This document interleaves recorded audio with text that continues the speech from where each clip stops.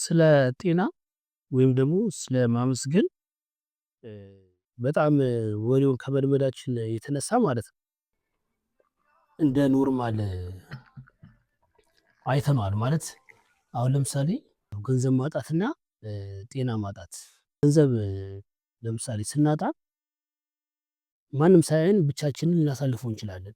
የውሸት ስቀንም ልናሳልፈው እንችላለን። ብቻ እንዳያስታውቅብን ማድረግ እንችላለን።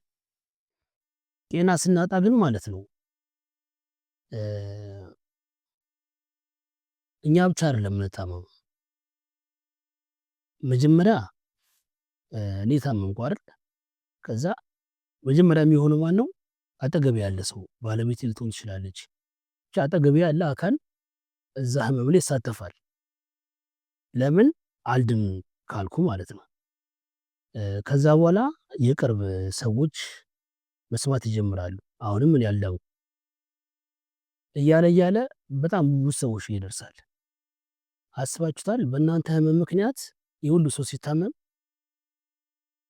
ህይወቱን ሲያጣ የሁሉ ሰው በዚህ ሁሉ መሃል የሁሉ ሰው ለእናንተ ብሎ መጨነቅ ይጀምራል። ዋጋ መክፈል ይጀምራል። የዛኔ ግን አመናችሁም አላመናችሁም በሽታችሁ እየባሰ ነው እንጂ የሚመጣው አድኑ። ምክንያቱም ጭንቀት አለ አይደል? እነዛ ሰዎች ለኔ እንደዚህ የሆኑ ምናምን የሚለው ጭንቀት ሌላ ህመም ነው። የባሰ የሚገርሙ ደግሞ በስተመጨረሻ አንዳንድ እያሉ ከኋላ ጀምሮ የመጡት እየሸሹ ይመጣሉ። መጨረሻ ላይ አጠገባችሁ ያለ ሰው ይቀራል። እና እስቲ አሁን ጤናን በዚህ መንገድ ስናስበው ምን ያክል ለኛ ወሳኝ ነገር እንደሆነ ከምንም ጋር ልናወዳድረው የማንችለው ነገር እንዳልሆነ ትረዱታላችሁ ብዬ አስባለሁ። እኔ እንደውም አልገለጽኩትም ብዬ ነው የማስበው። ማለት እኔ እንጃ ሁሌ ከልባችሁ ይህን ነገር እኔ እንጃ ብቻ ብታስቡበት እና ባትዘነጉት፣ ሁሌ ጤና ይስጠን የሚለውን ቃል ባንዘነጋው ማለት ነው።